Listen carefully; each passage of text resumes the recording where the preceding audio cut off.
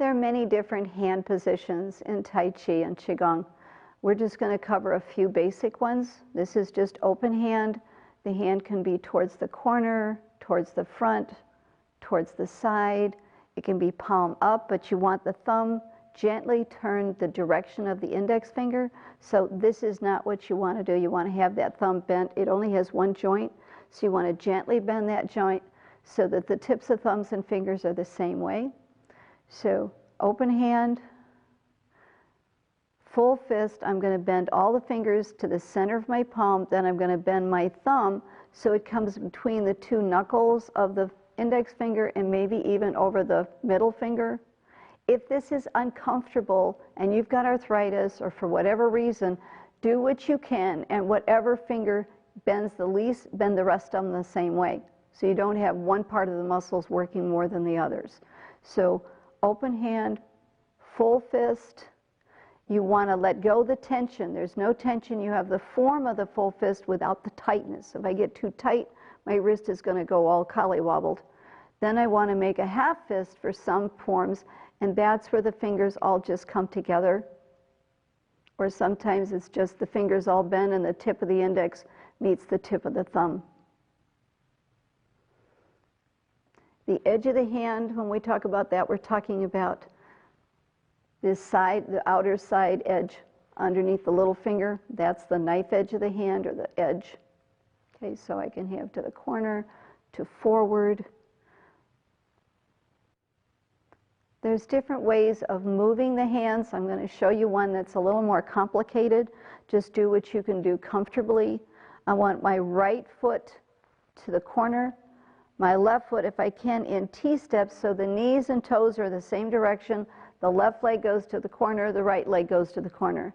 My left arm is parallel to the inside of my right foot. So when I turn my left leg at the hip forward, all the arm can do is go forward. If it crosses over my center line, I have stopped keeping it parallel with the ground and with the right foot. So whatever happens, all it's going to do is slide forward and slide back. And it does that when my left leg moves to the outside or forward, pivoting on the ball of the foot. So this is why T-step, I can pivot.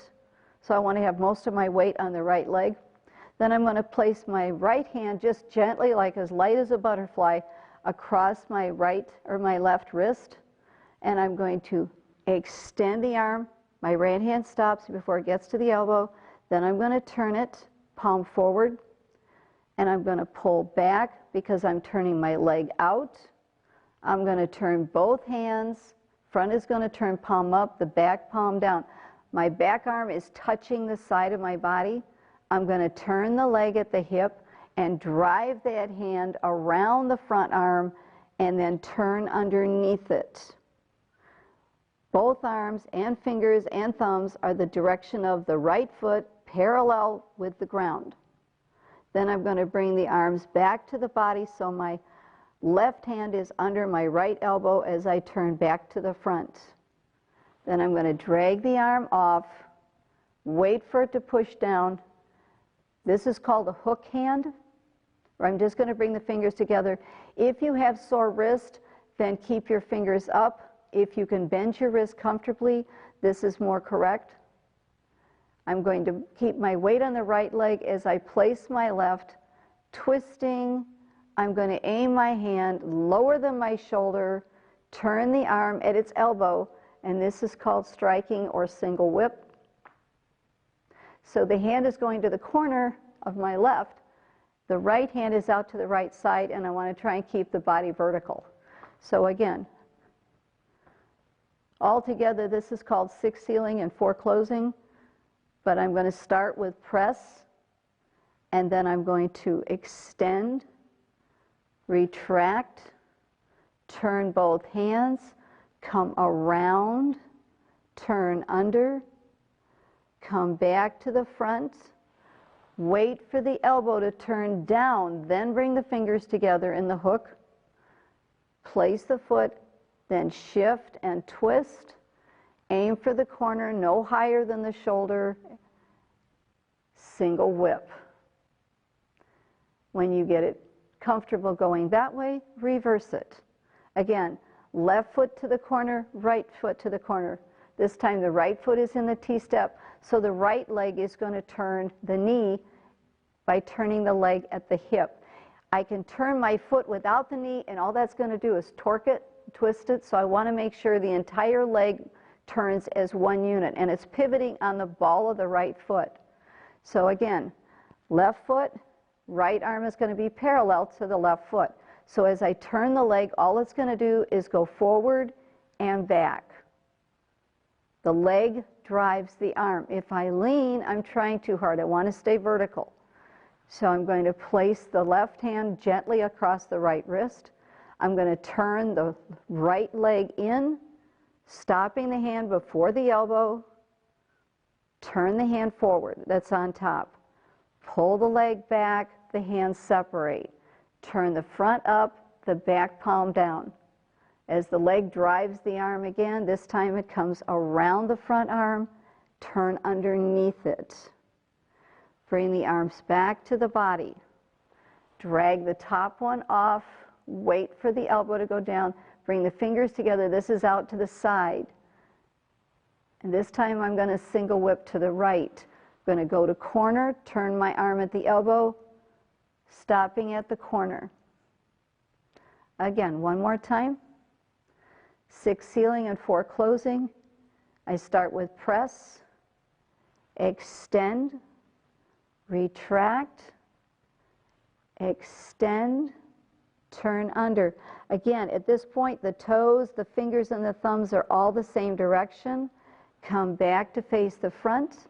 Drag the top arm off, wait for the elbow to point down, then bring your fingertips together and single whip. Corner to corner.